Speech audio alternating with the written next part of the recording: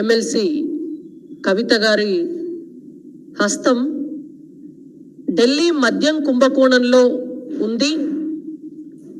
ఆ స్కామ్లో కవిత గారు, వారి పిఏ, వారి భర్త తరపు బంధువులకు డైరెక్ట్ స్టేక్ ఉంది.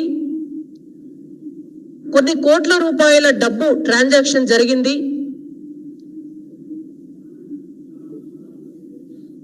కొన్ని చోట్ల హోటల్స్ ని నెలల తరబడి బుక్ చేసుకొని అక్కడ సమావేశమయ్యి ఈ కుంభకోణాన్ని ఎట్లా చేయాలి,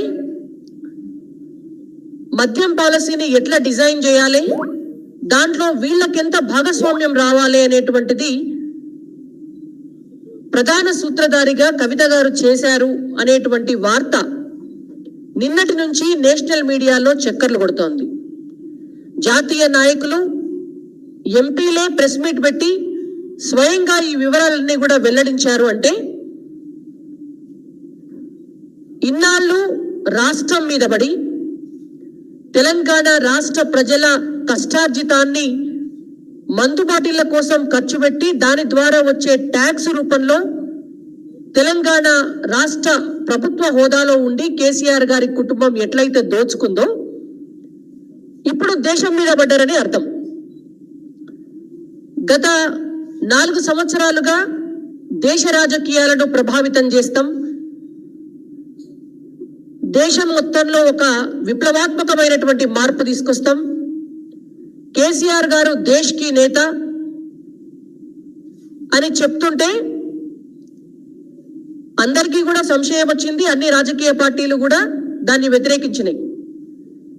కూట్ల రాయి తీయలేనోడు ఏట్ల రాయి తీస్తాడా, తెలంగాణ రాష్ట్రాన్నే సర్వనాశనం చేసి దేశం మీదకి పోతే మీరు దేశాన్ని కూడా దోచుక తింటారు అనేటువంటి అనుమానాలు మనకు గతంలోనే వచ్చినాయి.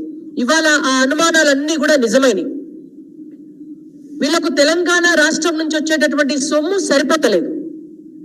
2014లో తెలంగాణ రాష్ట్రం ఏర్పాటైన నాడు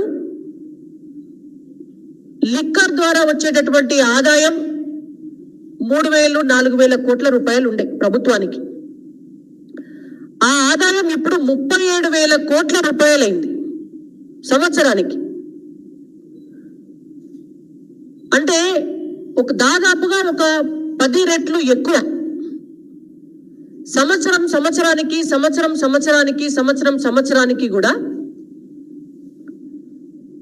టార్గెట్లు పెట్టి ఒక్కొక్క గ్రామంలో 20 బెల్ట్ షాపులు పెట్టి బార్లకు అనుమతులు ఇచ్చి, పట్టణాలలో పబ్లకు అనుమతులు ఇచ్చి, లిక్కర్ లైసెన్సులను పెంచి ప్రతి గ్రామం నుంచి కూడా రోజుకు 50,000 నుంచి పెద్ద గ్రామాలైతే 1,50,000 వరకు కేవలం మందు మీదనే డబ్బు ఖర్చు పెడుతున్నారు అని అంటే ఇవాళ తెలంగాణ గ్రామాలను ఎట్లా విధ్వంసం చేసినది టిఆర్ఎస్ పార్టీ అనేది మనకు అర్థమవుతుంది.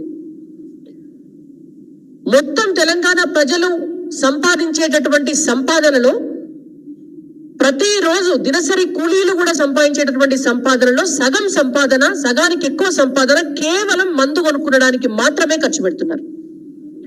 ఇట్లా దోపిడీ చేస్తున్నారు. మద్యం అమ్మకాల్లో అత్యున్నతమైనటువంటి స్థానంలో తెలంగాణ రాష్ట్రం. మద్యం తాగి 40 ఏళ్ల లోపే చనిపోయినటువంటి పురుషుల భార్యలు వితంతువులుగా మారితే భారతదేశంలో వితంతువుల సంఖ్య పెరిగినటువంటి దాంట్లో నెంబర్ 1 స్థానంలో తెలంగాణ రాష్ట్రం. పబ్బుల సంఖ్య విచ్చలవిడిగా పెరిగితే అక్కడ తాగి ఒళ్ళు పై తెలవక అత్యాచారాలు చేస్తుంటే ఆ అత్యాచారాల సంఖ్యలో అత్యున్నతమైనటువంటి స్థానంలోకి తెలంగాణ రాష్ట్రం. మహిళల పైన దాడులు జరిగేటటువంటి వాటిలో అత్యున్నతమైనటువంటి స్థానంలోకి తెలంగాణ రాష్ట్రం. క్రైమ్ పర్సంటేజ్ లో కూడా 2014తో పోలిస్తే డబల్ అయినటువంటి రాష్ట్రం తెలంగాణ రాష్ట్రం.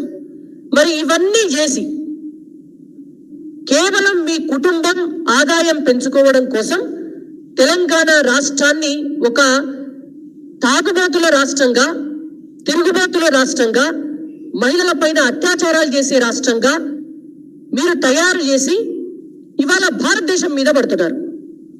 మొత్తం దేశంలో కూడా లిక్కర్ మాఫియాను పెంచి పోషించి దాని ద్వారా డబ్బుతో చేసుకోవాలనేటువంటి ఒక కుట్ర ఇవాళ తెలంగాణ రాష్ట్రం కాదు భారతదేశం కూడా తలదించుకునే విధంగా ముఖ్యమంత్రి గారి కుటుంబ సభ్యులు చేస్తున్నారు. నిజంగా గనుక నిన్న చేసినటువంటి ఆరోపణలు నిజమైతే, నిన్ననే చెప్పినటువంటి విషయాలు, మన దృష్టికి వచ్చినటువంటి విషయాలు, ఈ కుంభకోణంలో భాగస్వాములైనటువంటి వాళ్ళ పేర్లన్నీ కూడా ఎన్ఫోర్స్మెంట్ డైరెక్టరేట్ కి బదలాయించినట్టు ఎంక్వైరీ జరుగుతున్నట్టుగా తెలుస్తోంది. ఈ ఎంక్వైరీ నిష్పక్షపాతంగా న్యాయబద్ధంగా జరగాలని మేము కోరుకుంటున్నాం.